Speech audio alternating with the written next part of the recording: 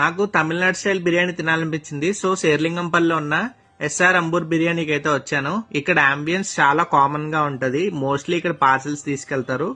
So వీళ్ళు వచ్చేసి మసాలా చెన్నై నుంచి తెప్పిస్తారంట. చికెన్ ని అప్పటికప్పుడు తెచ్చుకొని ఒక 20 to 30 minutes మ్యారినేట్ చేసి మన ముందే వేయించి ఇస్తారు.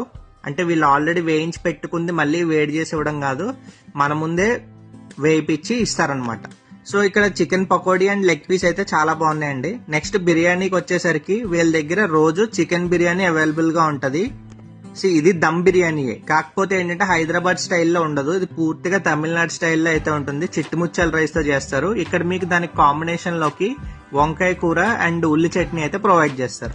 నేనైతే కాంబో తీసుకున్నానండి. నాకు ఒక చికెన్ బిర్యానీ పోర్షన్, దాంతో పాటు ఒక లెగ్ పీస్ అనేది ప్రొవైడ్ చేస్తారు. దీని కాస్ట్ వచ్చేసి 200 రూపాయలు. అండ్ ఈ rice flavour soft and mild గా ఉంది. ఈవెన్ చికెన్ పీస్ కూడా చాలా టెండర్ ఉంది, కాకపోతే ఉత్తిన